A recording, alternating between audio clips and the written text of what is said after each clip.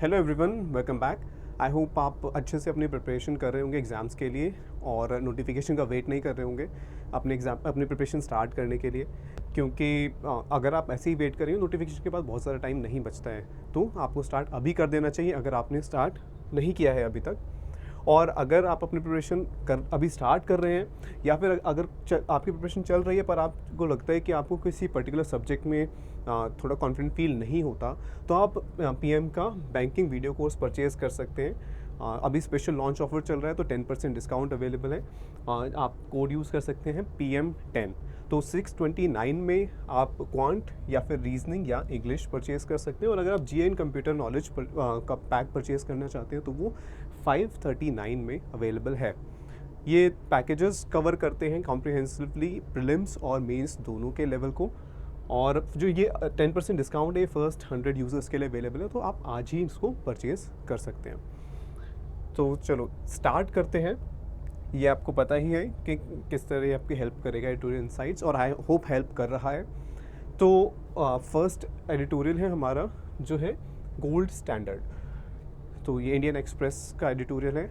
आप इसको रीड कीजिए बिना किसी हेल्प के, और जितना भी समझ में आता है कोशिश कीजिए आप पूरा अच्छे से समझें, और फिर हम इसको डिस्कस करेंगे। चलो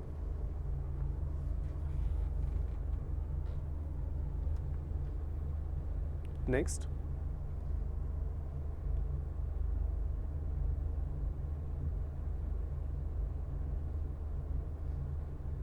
नेक्स्ट ओके, तो ठीक है। सो आई होप आपने ये रीड कर लिया है। स्टार्ट करते हैं। Success of Satwik Sairaj Rankireddy and Chirag Shetty in badminton doubles augurs well for India's Olympic prospects. तो यहाँ पर दो बैडमिंटन प्लेयर्स की बात हो रही है, सात्विक साईराज रंकीरेड्डी एंड चिराग शेट्टी। इन दोनों प्लेयर्स की सक्सेस के बारे में बात हो रही है, और इनकी सक्सेस क्या कर रही है। It augurs well. Auger word का मतलब क्या होता है? किसी चीज़ कोई फ्यूचर में कोई अच्छी या बुरी इवेंट के बारे में पहले से ही प्रिडिक्ट करना। तो इट प्रिडिक्ट्स या इट इंडिकेट्स, कोई चीज़ को इंडिकेट करना। अब यहाँ पर इसके आगे हमने यूज़ किया है वेल, एडवर्ब यूज़ किया है वेल। तो वेल तो अच्छे के लिए यूज़ होता है, तो ये इंडिकेट करते हैं कि फ्यूचर जो इंडिया के जो ओलंपिक प्रॉस्पेक्ट्स हैं उसके लिए एक अच्छा इंडिकेशन है। अब यहाँ पर प्रॉस्पेक्ट का क्या मतलब होता है? Prospects it's a noun, Olympic prospects. तो यहाँ पर इसका मतलब है इंडिया के जो ओलंपिक्स में चांसेस हैं, जो इंडिया में ओलंपिक्स में इंडिया का जो फ्यूचर है, जो चांसेस हैं उसकी बात हो रही है। तो इंडिया के चांसेस अच्छे हैं, ये इंडिकेट करते हैं इनकी success. It was the manner in which Satvik Sairaj, Ranki Reddy and Chirag Shetty beat world number 1 and 3 the last week in Indonesia that raised hopes of even brighter tidings. तो जिस तरीके से इन दोनों players ने world number 1 और world number 3 को हराया Indonesia में, उससे होप्स हमारी बढ़ गई कि आगे आने वाले टाइम में और ज़्यादा अच्छी न्यूज़ मिलेगी। तो टाइडिंग्स क्या होती हैं? टाइडिंग्स इज न्यूज़, जो आगे फ्यूचर में जो भी हमें न्यूज़ मिलेगी वो और ज़्यादा ब्राइटर होगी और ज़्यादा अच्छी न्यूज़ मिलेगी।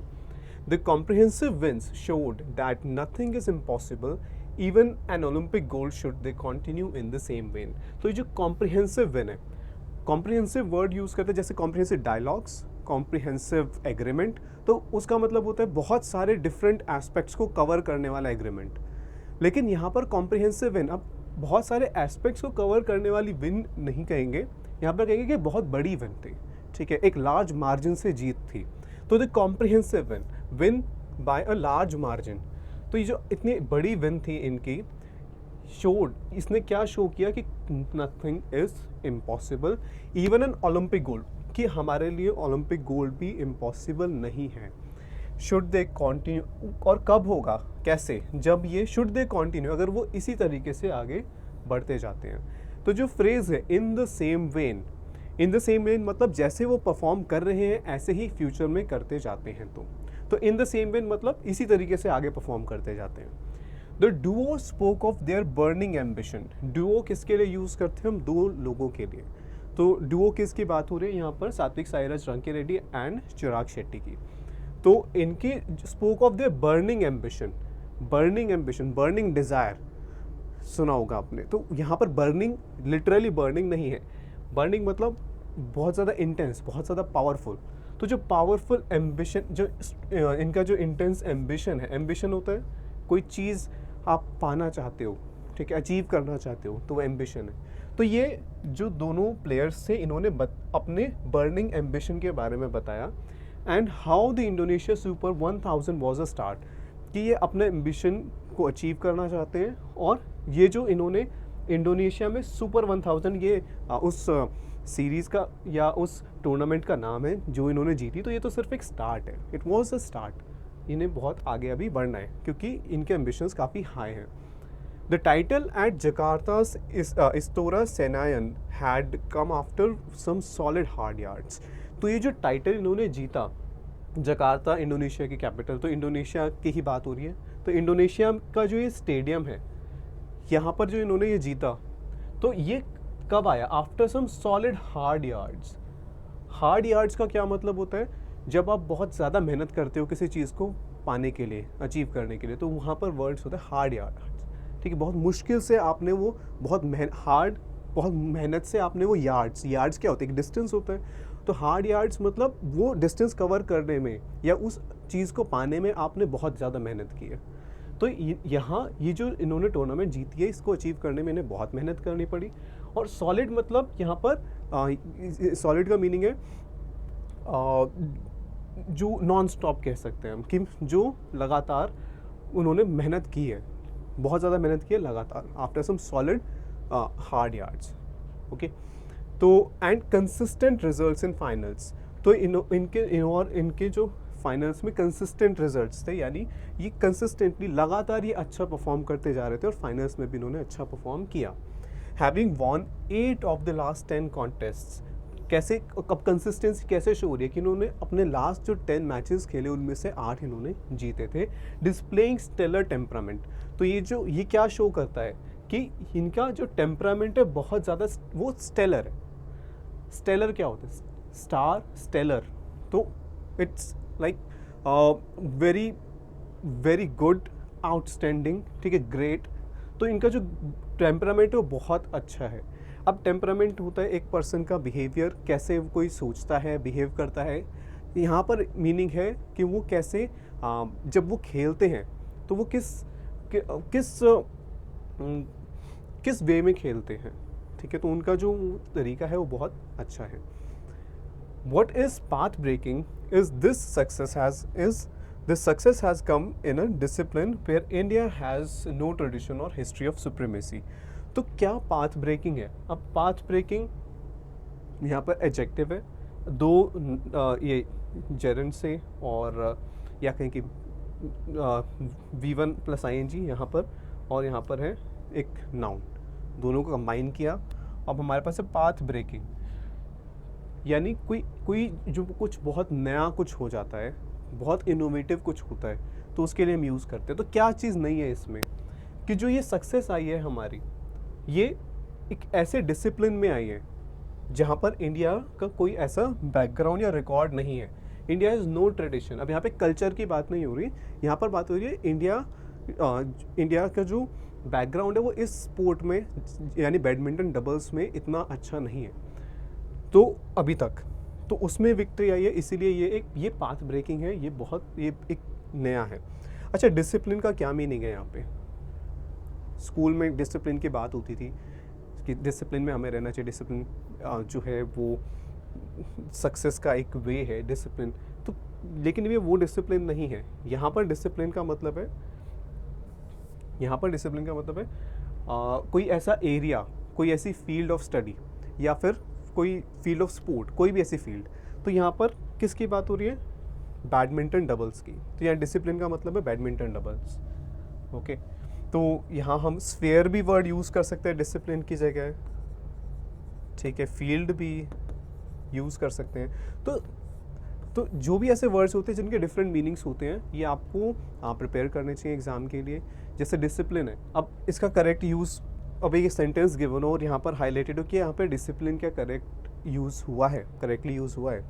तो अगर आपको मीनिंग उसका पता है कि डिसिप्लिन के ये डिफरेंट मीनिंग्स होते हैं, तभी आप उसको अटेम्प्ट कर पाएंगे। तो ये सब चीज़ें भी आप धीरे धीरे जैसे रीड करते जाएंगे आपको पता चलता जाएगा ओके डिसिप्लिन ऐसे भी यूज़ होता है। तो in discipline where India has no tradition और हिस्ट्री ऑफ सुप्रीमेसी, तो इंडिया को कोई ऐसा बैकग्राउंड नहीं है कि जहाँ इंडिया ने इस फील्ड में बाकी सबको आउट परफॉर्म कर दिया हो। सुप्रीमेसी मतलब कि सबको डोमिनेट किया हो, सबसे ज़्यादा अच्छा परफॉर्म किया हो। तो बैडमिंटन डबल्स में ऐसा नहीं हुआ, ठीक है। In doubles the likes of Saina Nehwal, PV. Sindhu, Kidambi Srikanth had followed in the footsteps of Prakash Padukone and Pullela Gopichand. तो ये जो बैडमिंटन प्लेयर्स हैं, ये सब जिनके नाम यहाँ पर मेंशन है, जो हमारे अभी करंट प्लेयर्स हैं, ये फॉलोड इन द फुटस्टेप्स। इन्होंने किसको फॉलो किया था? प्रकाश पादुकोण और पुलेला गोपीचंद को। ये इनके रोल मॉडल्स थे।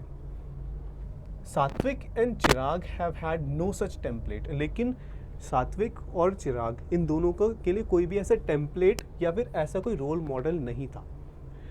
ये सिंगल प्लेयर्स थे, ठीक है, सिंगल्स में पार्टिसिपेट करते थे, लेकिन डबल्स के लिए इनके लिए कोई रोल मॉडल नहीं था Indian. Nor benchmarks to follow in India. Benchmarks क्या होते हैं?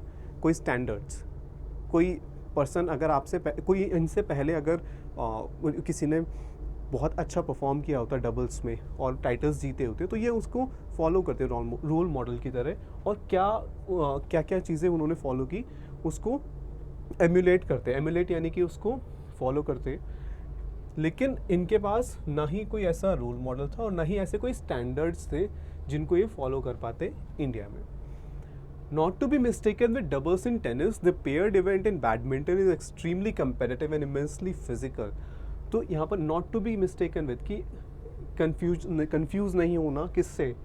टेनिस के डबल्स से, क्योंकि टेनिस से बहुत ज़्यादा डिमांडिंग है, बहुत ज़्यादा competitive है जो बैडमिंटन का डबल्स होता है, ठीक है। इट इज़ इमेंसली फिजिकल, बहुत ज़्यादा फिजिकल एक्टिविटी होती है। तो इमेंसली यानी कि very physical.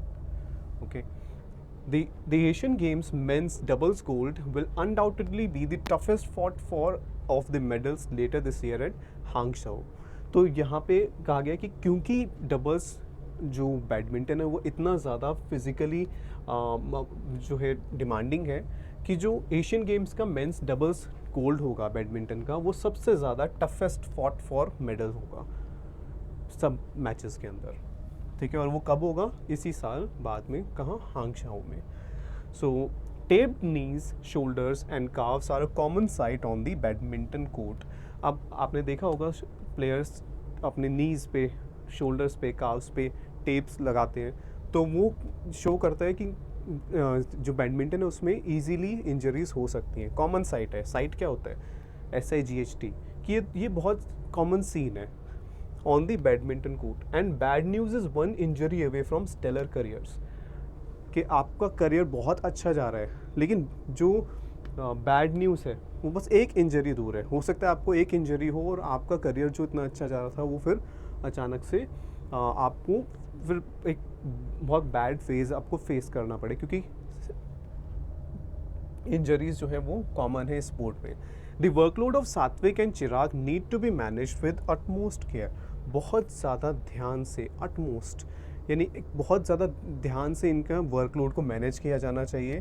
That doubles is crucial in team events was evident last summer when India won the Thomas cup. तो डबल्स जो है वो क्रूशियल बहुत ज़्यादा नेसेसरी है टीम इवेंट्स के अंदर। ये क्लियर था, एविडेंट क्लियर था जब लास्ट समर यानी लास्ट ईयर इंडिया ने जीता था Thomas Cup. But Satwik Chirag's victory on the world tour can catapult the discipline to greater heights. लेकिन ये तो थॉमस कप इंडिया ने पहले जीता था, लेकिन जो इन दोनों की, सात्विक और चिराग की जो विक्ट्री है इंडोनेशिया में, ये जो वर्ल्ड टूर है वहीं उसी टूर्नामेंट की बात हो रही है जो इंडोनेशिया वाली है। तो it can catapult is launch, ये पहले भी हमने पढ़ा था। तो it can launch, it can push the discipline to greater heights, कि इंडिया में और ज़्यादा पॉपुलर हो जाएगा जो डिसिप्लिन है। कौन सा discipline? Badminton doubles. And attract more young sports persons to doubles, तो और ज़्यादा लोग डबल्स में फिर पार्टिसिपेट करेंगे। It is not every day that Indians win at the iconic Istora and raise hope of an Olympic gold. तो ये daily नहीं होता. It's a great achievement. ये कहा जा रहा है कि डेली ऐसा नहीं होता कि इस स्टेडियम में इंडियंस जो है वो मैचेस जीतें. तो अगर आपने अभी ध्यान से ये रीड किया होगा पैसेज, तो पढ़ के आपको क्या लगा? आपको नेगेटिव फीलिंग्स आई, पॉजिटिव फीलिंग, आपको क्या लगा कि ऑथर के क्या कन्वे करना चाह रहे हैं? क्या यहाँ पर अप्रिसिएशन किया गया है प्लेयर्स का? बिल्कुल कहा किया गया है. यहाँ हमने देखा कि यहाँ पर फर्स्ट लाइन से ही कि it augurs well for India's Olympic prospects. ठीक है, तो raise hope for bright even brighter tidings, कि और ज़्यादा अच्छी न्यूज़ आएगी. कॉम्प्रिहेंसिव विन की बात की गई थी. बर्निंग एम्बिशन प्लेयर्स की, उनकी बात की गई थी. ठीक है, तो कितनी मेहनत के बाद उन्होंने ये सब जो ये टूर्नामेंट ये जीता. तो ये पूरा पैसेज जो है वो एक पॉजिटिव मैसेज कन्वे कर रहा है. यहाँ पर ऑल्दो यहाँ पर कॉशन भी दिया गया है, लेकिन अगर हमें देखना है तो ओवरऑल पैसेज बात कर रहा है कि कैसे दोनों प्लेयर्स ने की अचीवमेंट जो है वो बहुत ज़्यादा कमेंडेबल है. तो यहाँ पर किस टाइप की टोन हो सकती है? ठीक है, हम यहाँ पर कह सकते हैं कि जो ऑथर है वो एडमायर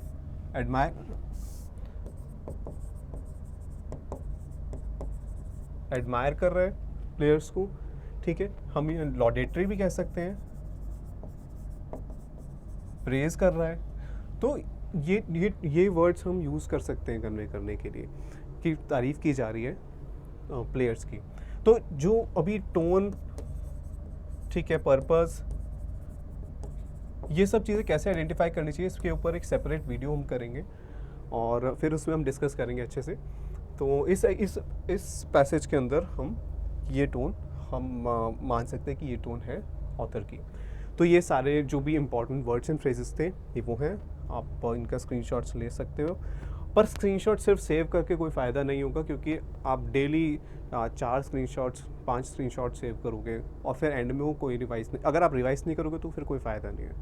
तो अच्छा ये रहेगा आप स्क्रीनशॉट ले लो और एक नोटबुक में लिख लो. जब तक आप खुद उसकी प्रैक्टिस नहीं करोगे तब तक याद नहीं रहेगा. ठीक है, सिर्फ रीड करने से काम नहीं चलेगा, लिखना पड़ेगा इनको और इनसे सेंटेंसेस फॉर्म करने पड़ेंगे.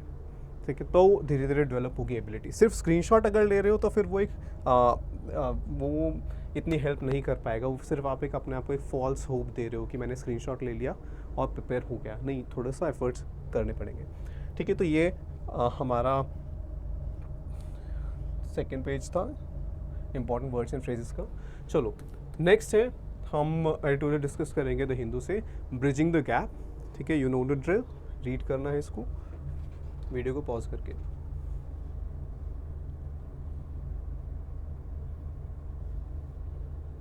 नेक्स्ट,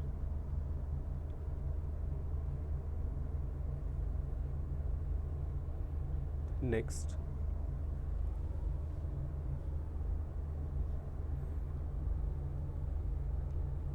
ओके, चलो let's start. India has climbed 8 places in the annual gender gap report 2023. तो सीधा डायरेक्टली पता चला क्या कि इंडिया ने जो है 8 प्लेसेस क्लाइंब कर ली जेंडर गैप रिपोर्ट 2023 में. तो पहले के कंपैरिजन में इंडिया की रैंकिंग 8 प्लेसेस ऊपर थी. अब यहाँ पर ब्रिजिंग द गैप, टाइटल का ही मीनिंग क्या होता है? ब्रिजिंग द गैप मतलब गैप को कम करना, डिफरेंसेस को कम करना. तो उसकी बात हो रही है. और यहाँ पर कहा गया कि जेंडर गैप रिपोर्ट, तो यहाँ पे ये एक तो ये आइडिया होगा कि कौन से गैप की बात हो रही है. जेंडर गैप की, मेन एंड वेमेन के बीच में जो गैप्स हैं, डिफरेंसेस हैं, उसकी बात हो रही है. तो and is ranked 127 out of 146 countries in terms of gender parity. Parity is equality. So from 135 last year 135 rank थी 146 में से, इस ईयर 127 है 146 में से. तो 8 रैंक्स जो है वो इंडिया ने 8 रैंक्स जो है वो क्लाइंब कर लिए. बट दिस इम्प्रूव्ड स्टैटिस्टिक, अब ये जो स्टैटिस्टिक है, जो ये डेटा गिवन है, ये इम्प्रूव हुआ है. ठीक है, इम्प्रूव स्टैटिस्टिक है. Closing 64.3% of the overall gender gap is hardly a cause for cheer. Cheer is happiness, joy. तो ये खुश होने वाली बात नहीं है, हार्डली यूज़ हुआ है, it is hardly a cause for cheer, यानी कि खुश होने की कोई बात नहीं है। क्यों नहीं है? क्योंकि आप ये खुद देखो कि 146 कंट्रीज़ में अब भी हम 127 पे रैंक करते हैं और सिर्फ 64.3% जो जेंडर गैप है वो हमने क्लोज किया है, यानी कि उसको हमने कम किया है। ऑन द 4 की मार्कर्स ऑफ द इंडेक्स, अब अच्छा इससे पहले एक चीज़ समझते हैं, जो जितने भी ये इंडाइसेस होते हैं, देखो इंडेक्स सिंगुलर होता है और उसके अलावा होते हैं इंडाइसेस, वो प्लूरल हो जाता है, ठीक है। अब इंडेक्स का मतलब कि डिफरेंट इनमें जो है इंडिकेटर्स हम यूज़ करते हैं, इंडेक्स हो या इंडाइसेस हो, इनके अंदर यूज़ होते हैं इंडिकेटर्स। जैसे अब इंडेक्स, ये इंडिकेटर्स होंगे, जैसे 1 2 3 4 कितने भी मान लो n इंडिकेटर्स हैं। अब अगर हमें जेंडर गैप स्टडी करना है तो हम देखेंगे कि इंडिया की एक कंट्री में मेन और वेमेन की वेजेस में कितना डिफरेंस है, ठीक है। हम देखेंगे सेक्स रेशो में कितना डिफरेंस है, हम देखेंगे कि एजुकेशन में कितना डिफरेंस है। तो ये सब अलग अलग फैक्टर्स हो गए, इनको हम इंडिकेटर्स कहते हैं। तो यहाँ पर जेंडर गैप रिपोर्ट में डिफरेंट इंडिकेटर्स होंगे, तो उन्हीं की बात हो रही है। जो इन सब में से जो 4 इम्पॉर्टेंट मार्कर्स, यानी 4 इम्पॉर्टेंट जो इंडिकेटर्स हैं, कौन कौन से हैं? Economic participation and opportunity, educational attainment, health and survival and political empowerment. तो ये 4 सबसे इम्पॉर्टेंट इंडिकेटर्स हैं इस जो ये जेंडर गैप रिपोर्ट है, इसका जो इंडेक्स है इसमें। तो अब यहाँ पर बात हो रही है, अब यहाँ अटेनमेंट क्या होता है? अचीवमेंट। तो कितनी वेमेन को कितना इकोनॉमिक पार्टिसिपेशन, कितनी अपॉर्चुनिटीज़ मिलती हैं जॉब करने के लिए, कितनी वो एजुकेटेड हैं, हेल्थ और सर्वाइवल उनका कैसा है, और पॉलिटिकली एम्पावर्ड है, यानी कि वो इलेक्शंस लड़ पाती हैं, कितनी वेमेन जो है वो हमारे जो स्टेट असेंबलीज या फिर पार्लियामेंट में कितनी वेमेन हैं जो जीत कर वहाँ पर पहुँची हैं। तो ये वेमेन एम्पावरमेंट की बात हो रही है, पॉलिटिकल एम्पावरमेंट। तो एम्पावरमेंट क्या होता है? हिंदी में हम कहते हैं सशक्तिकरण, यानी उनकी राइट्स उनको प्रोवाइड करना। तो पॉलिटिकल एम्पावरमेंट यानी उन वेमेन के पॉलिटिकल राइट्स उनको देना। तो इन फैक्टर्स में क्या, India has a window of opportunity to improve. अब इन सब जो इम्पोर्टेंट जो ये इंडिकेटर्स हैं, इन सब में इंडिया के पास अपॉर्चुनिटी है इम्प्रूव करने की, मौका है इन पे अपनी परफॉर्मेंस इम्प्रूव करने का। So that 1/2 of the most populous country in the world may contribute to the economy, growth and overall well-being of the society. अब यहाँ पर 1/2 की बात हो रही है, कौन से हाफ की बात हो रही है? क्या मतलब है इसका? यहाँ कि इंडिया को इन चारों चीज़ों में इम्प्रूव करने की ज़रूरत है, ताकि जो मोस्ट पॉपुलस कंट्री कौन सी है हमारी, इंडिया, तो उसका जो 1/2 है, किसकी बात हो रही है? वेमेन की बात हो रही है, ठीक है। Half main and half women, तो 1/2 दैट मीन्स वेमेन की बात हो रही है। तो 1/2 of the most populous country in the world may contribute to the economy, growth and overall wellbeing, ताकि वेमेन जो है वो हमारे कंट्री के जो वेमेन है वो पार्टिसिपेट कर पाएँ इकोनॉमी में, हमारे कंट्री की ग्रोथ में और ओवरऑल वेलबींग में। India has fared well in education. Fared, अब ये फेयर FARE लिखा है, ठीक है, तो FAIR और FARE, इसमें कंफ्यूज नहीं होना। फेयर एडजेक्टिव जब यूज़ करते हैं तो यानी हम कहते हैं कि कोई चीज़ जो है जस्ट है, सही है। फेयर लाइट कलर के लिए भी यूज़ करते हैं हम, ओके। और अगर FARE, अब अगर हम FARE की बात करें तो फेयर किराया भी होता है, लेकिन यहाँ पर क्या किराए की बात हो रही है? इंडिया हैज़ फेयर्ड वेल, नहीं, क्योंकि यहाँ पर नाउन नहीं है, ये यहाँ पर वर्ब है। और फेयर वेल का मतलब क्या होता है? किसी चीज़ में अच्छा परफॉर्म करना। अच्छा, एक और वर्ड है जिसको लेके कन्फ्यूजन हो सकती है, वो है फेयर वेल, और एक है फेयर वेल। ये दोनों डिफरेंट हैं। ये एक वर्ड है फेयरवेल और ये 2 वर्ड्स हैं। ये है ऊपर वाला फेयरवेल, जब आप स्कूल से पास आउट होते, कॉलेज से पास आउट होते, जो फेयरवेल यानी जो गुड बाय किया जाता है, वो है ये जो सिंगल वर्ड है। जब हम फेयरवेल की बात कर रहे हैं यानी अच्छा परफॉर्म करना, तो इंडिया ने अच्छा परफॉर्म किया है। India has done well in education and in political empowerment with the representation of women of over 40% in local governance. तो इंडिया ने किस में अच्छा परफॉर्म किया? एक तो एजुकेशन में, दूसरा पॉलिटिकल एम्पावरमेंट में अच्छा परफॉर्म किया। कैसे? कि विमेन का जो रिप्रेजेंटेशन है, लोकल गवर्नेंस, जो लोकल बॉडीज़ होती हैं उनमें विमेन 40% उसके अंदर वो विमेन मेंबर्स हैं उसके अंदर इलेक्ट होके जो आई हैं। जैसे पंचायत्स हो गई तो उसके अंदर 40% जो इलेक्टेड मेंबर्स हैं वो विमेन है। Thanks to efforts on the ground after the 73rd and 74th amendments. तो ये जो 2 अमेंडमेंट्स हुई थी कॉन्स्टिट्यूशन में, जब पंचायती राज जो सिस्टम है वो इम्प्लीमेंट किया गया था, तो उसमें कहा गया, उसमें एक मिनिमम परसेंटेज विमेन के लिए सीट्स रिजर्व होती हैं लोकल बॉडीज़ के अंदर। तो इसी की वजह से ये पॉजिटिव चेंज हमें देखने को मिला। अच्छा, ऑन द ग्राउंड का मतलब जो बेसिक लेवल पे, thanks to efforts on the ground, जो बिल्कुल बेसिक लेवल पे जो एफर्ट्स किए गए, जो मेहनत की गई, उसी की वजह से ये चेंज दिखा। But as the report points out, लेकिन ये सब अचीवमेंट्स हैं, लेकिन जैसा कि रिपोर्ट पॉइंट आउट करती है, नहीं रिपोर्ट शो करती है कि women represent only 15.1% of parliamentarian. देखो लोकल बॉडी में तो 40% है, लेकिन पार्लियामेंट में सिर्फ 15% ही विमेन है। ठीक है, the highest for India since the inaugural 2006 edition. तो अब इसके बाद से जब ये 2006 एडिशन आया था इस रिपोर्ट का, तो उसके बाद से अभी तक जब हम कहें तो वो इंडिया में हाईएस्ट अभी जो परसेंटेज है वो हाईएस्ट है।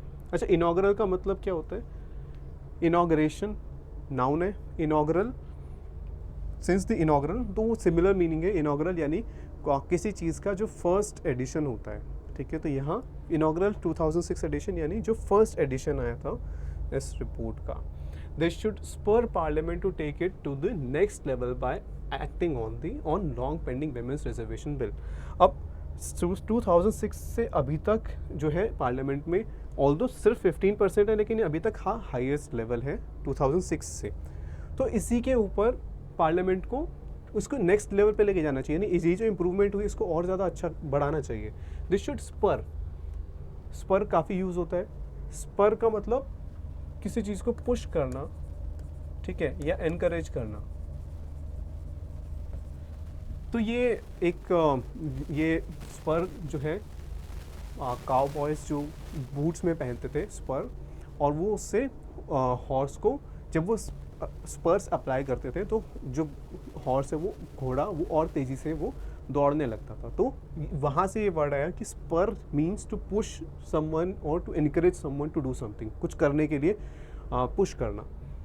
तो यहाँ पर कहा गया कि ये जो रैंकिंग, ये जो इस रिपोर्ट के अंदर जो ये इंफॉर्मेशन गिवन है, इससे पार्लियामेंट को इनकरेज होना चाहिए और इसको नेक्स्ट लेवल पे लेके जाना चाहिए bye acting on the long pending women's reservation bill. तो विमेन का जो रिजर्वेशन बिल है वो बहुत टाइम से पेंडिंग है, बहुत डिले हो चुका है, उसके ऊपर एक्ट करना चाहिए। अब इस बिल में क्या कहा गया है? इसमें कहा गया है which proposes to reserve 33% of the seats in the Lok Sabha and state legislative assemblies for women। तो अभी तक तो सिर्फ जो लोकल बॉडीज़ हैं उसमें, जैसे पंचायत, उसके अंदर विमेन की सीट्स रिजर्व हैं। तो ये जो विमेन रिजर्वेशन बिल है जो अभी पास नहीं हुआ, इसीलिए यहाँ पर बिल वर्ड यूज़ किया है, एक्ट नहीं यूज़ किया, क्योंकि अभी ये पार्लियामेंट में जो पास नहीं हुआ है। तो ये जो विमेन रिजर्वेशन बिल है ये क्या प्रपोज करता है, यानी ये क्या पुट फॉरवर्ड करता है? क्या पुट फॉरवर्ड करता है? ये कहता है कि विमेन के लिए हम 33% हमें रिजर्व करनी चाहिए सीट्स लोकसभा में और स्टेट लेजिस्लेटिव असेंबलीज में विमेन के लिए, and was first introduce in the house way back in 1996। तो 1996 में ये पहली बार विमेन रिजर्वेशन बिल पार्लियामेंट में आया था, लेकिन तब से ये अभी तक पास नहीं हो पाया है। To understand where things stand on women's participation in politics, consider this: Nagaland, which became a state in 1963, elected its first 2 women MLAs only in 2023। तो अब अगर हमें ये समझना है कि अभी करंट सिचुएशन क्या है विमेन की जो पार्टिसिपेशन है पॉलिटिक्स में, उसमें क्या करंट सिचुएशन है। वेयर थिंग्स स्टैंड फ्रेज का मतलब होता है कि अभी क्या हालात हैं, अभी क्या सिचुएशन है, करंट सिचुएशन क्या है। तो अगर हमें करंट सिचुएशन जाननी है तो हमें ये इस बात को नोटिस करना चाहिए, इस पर ध्यान देना चाहिए कि नागालैंड जो कि 1963 में स्टेट बन गया था, उसमें जो पहले 2 विमेन जो MLAs हैं वो अभी इलेक्ट हुए हैं 2023 में। ठीक है, तो ये इतने टाइम में पहली बार 2 विमेन MLAs इलेक्ट हुए इस साल में। तो ये शो करता है कि अभी काफ़ी हमें इम्प्रूव करना है विमेन्स पार्टिसिपेशन इन पॉलिटिक्स इस चीज़ में। On providing even access for men and women on economic participation and opportunity, India ranks near the bottom with less than 40% parity. तो अभी इससे लास्ट पैराग्राफ में ये भी कहा गया था किन इंडिकेटर्स पे इंडिया ने अच्छा परफॉर्म किया है। अब यहाँ पर कहा गया कि even access for men and women on economic participation. Even यहाँ पर क्या मतलब है? इवन है इक्वल, ठीक है, इवन एक्सेस, एक जैसी access. So even access for men and women on economic participation कि जो जब वो किस तरह के जॉब्स करना चाहते हैं, तो इकोनॉमिक पार्टिसिपेशन और अपॉर्चुनिटी पे इंडिया जो है वो लगभग बॉटम पे आता है। लेस देन 40% पैरिटी, 40% से भी कम इक्वालिटी है मेन और वेमेन की जब इकोनॉमिक पार्टिसिपेशन की बात होती है। On the other hand there are upticks. अब ऑन दी अदर हैंड जब हम यूज़ करते हैं तो हम कंट्रास्ट शो करते हैं। यहाँ पर अगर एक नेगेटिव बात कही गई है और फिर हमने लिखा ऑन दी अदर हैंड, तो फिर एक पॉजिटिव स्टेटमेंट होगी, there are upticks in parity. लेकिन अगर यहाँ पर हम बॉटम पे आ रहे हैं लेकिन कुछ इम्प्रूवमेंट्स भी है। अपटिक्स क्या होते हैं? Increase, improvements. तो क्या इम्प्रूवमेंट्स हैं इक्वालिटी में? In wages and income. Wage और इनकम में वेमेन का जो वेजेस हैं, यानी कितना सैलरी वो अर्न कर रही है, उसमें इम्प्रूवमेंट्स आए हैं, उसमें इक्वालिटी में उसमें इम्प्रूवमेंट्स आए हैं। लेकिन फिर यहाँ पर बट है, तो फिर इससे कंट्रास्टिंग स्टेटमेंट होगी, क्या है? Then shares of women in senior positions and technical roles have dropped. अब पे में तो इक्वालिटी आई है, लेकिन किसी भी कंपनी में हायर पोजीशन पे कितनी वेमेन है, उसका जो शेयर है, उसका जो नंबर ऑफ विमेन जो हायर पोजीशन पे है वो कम हो गया है, उनका शेयर। ठीक है, तो और टेक्निकल रोल्स में भी जो विमेन का जो शेयर है वो कम हो गया है। Another concern is India's performance in health and survival. तो अब यहाँ पर एक और चीज़ की बात हो रही है कि हेल्थ और सर्वाइवल, ये एक और इंडिकेटर था हमने पहले देखा था। तो उसमें ऑल्दो कुछ इम्प्रूवमेंट्स हुई हैं उसके अंदर, सेक्स रेशियो के अंदर। Sex ratio at birth has driven up parity after more than a decade. तो पिछले 10 साल में पहली बार ऐसा हुआ कि जो सेक्स रेशियो इम्प्रूव हुई, और उसी की वजह से जो इक्वालिटी है मेन और वुमेन के बीच में, जो जेंडर गैप है वो कम हुआ, इक्वालिटी बढ़ी। ड्रिवन अप मतलब इंक्रीज्ड, तो increase equality after more than a decade of slow progress. It is imperative that girls get access to education through all levels of schools and college। तो ये imperative है, ये necessary है। Imperative हमने कई videos में cover किया है। तो ये नेसेसरी है, ज़रूरी है कि जो विमेन है, जो गर्ल्स हैं, उन्हें एजुकेशन अवेलेबल हो स्कूल्स में भी और कॉलेजेस में भी। ठीक है, and they also need paid work. अब सिर्फ एजुकेशन से ही काम नहीं चलेगा, उनके लिए पेड वर्क भी अवेलेबल होना चाहिए। Women end up doing so much unpaid work at home that many do not have the time or energy to opt for paid work। तो यूजुअली क्या होता है, women end up doing, यानी इतना ज़्यादा वो घर पर अनपेड वर्क कर रही होती हैं कि उनके पास टाइम या एनर्जी ही नहीं बचती कि वो ऑप्ट करें, यानी चूज़ करें। ठीक है, क्या चूज़ करें? Paid work. इतना टाइम और एनर्जी ही नहीं बचती। Providing girls with a job assured education will automatically improve all development indices. Suggestion है यहाँ पे, ठीक है, क्या सजेशन है कि अगर गर्ल्स को जॉब एश्योर्ड एजुकेशन, कि वो स्कूल अपना पढ़ें, स्कूल एजुकेशन कंप्लीट करें, कॉलेज एजुकेशन करें, और फिर उनको एश्योर्ड जॉब मिल जाएगी एक, तो उससे क्या होगा, ज़्यादातर जो ये इम्पॉर्टेंट जो डेवलपमेंट इंडाइसेस हैं, अभी इंडाइसेस यानी प्लूरल, अभी हमने पढ़ा था इंडेक्स सिंगुलर होता है, इंडाइसेस प्लूरल। तो ये सारे जो इंडाइसेस हैं उन पे इम्प्रूवमेंट होगी अगर गर्ल्स को एक एश्योर्ड जॉब मिलती है अपनी एजुकेशन कंप्लीट करने पे। न्यूट्रिशन में भी इम्प्रूवमेंट आएगी, और इसकी वजह से जो ये vicious cycle of early marriage leading to poor maternal health and child health, ये वाला जो विशियस साइकिल है ये ब्रेक हो जाएगा। विशियस क्या होता है कि कोई बहुत ज़्यादा क्रूअल, कोई हार्श चीज़ होती है विशियस। तो ये क्रूअल साइकिल है कि अर्ली मैरिज होगी, उसकी वजह से मैटरनल हेल्थ अच्छी नहीं होगी, और क्योंकि कम एज में मैरिज होगी तो जब प्रेगनेंसी के टाइम पे जो है वो जो मैटरनल हेल्थ है वो अच्छी नहीं होगी, और वो हेल्थ अच्छी नहीं होगी तो जो चाइल्ड हेल्थ है वो भी अच्छी नहीं होगी, और फिर ये साइकिल फिर रिपीट होता जाता है। फिर उसके बाद नेक्स्ट जनरेशन में फिर अर्ली मैरिज होगी, क्योंकि एजुकेशन और एम्प्लॉयमेंट अपॉर्चुनिटीज़ अगर नहीं होंगी तो फिर यही साइकिल रिपीट होता रहेगा। तो इसको ब्रेक करना है तो वेमेन को जो गर्ल्स को स्कूल और कॉलेज एजुकेशन अवेलेबल होनी ही चाहिए, उसके साथ साथ यहाँ पर हमने पढ़ा जॉब एश्योर्ड एजुकेशन होनी चाहिए। If the pandemic revealed the fragility of life it was infinitely harder on women. अगर पैंडेमिक ने रिवील की, डिस्क्लोज की, तो हमने कई बार कवर किया रिवील करना, क्या रिवील की उसने, फ्रेजिलिटी ऑफ लाइफ, कि लाइफ कितनी वल्नरेबल है। फ्रेजाइल यानी आसानी से लाइफ जो है वो अफेक्ट हो सकती है किसी भी चीज़ से। जब हमने ये पैंडेमिक के टाइम पे देखा, it was infinitely harder on women, और ये वाला टाइम वुमेन के लिए बहुत ज़्यादा मुश्किल था, with their labour participation rates dropping, क्योंकि वुमेन का जो पार्टिसिपेशन था वर्क में वो बहुत ज़्यादा कम हो गया पैंडेमिक के टाइम पे, दस रिड्यूसिंग हाउस होल्ड इनकम्स। तो वुमेन का पार्टिसिपेशन कम हुआ इकोनॉमी में, तो जो फैमिली इनकम्स थी वो कम हो गई, हाउस होल्ड इनकम्स कम हो गई। Often even if they get a job women are constrained by patriarchal and cultural norms.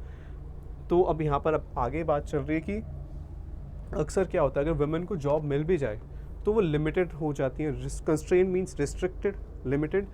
तो वो पैट्रियार्कल और कल्चरल जो रूल्स होते हैं, पैट्रियार्कल जो मेन कंट्रोल करते हैं जिस चीज़ को, तो पैट्रियार्कल नॉर्म्स यानी कि जो मेन ने रूल्स बनाए हुए हैं, और जो कल्चरल रूल्स हैं उनसे वो लिमिट हो जाती हैं।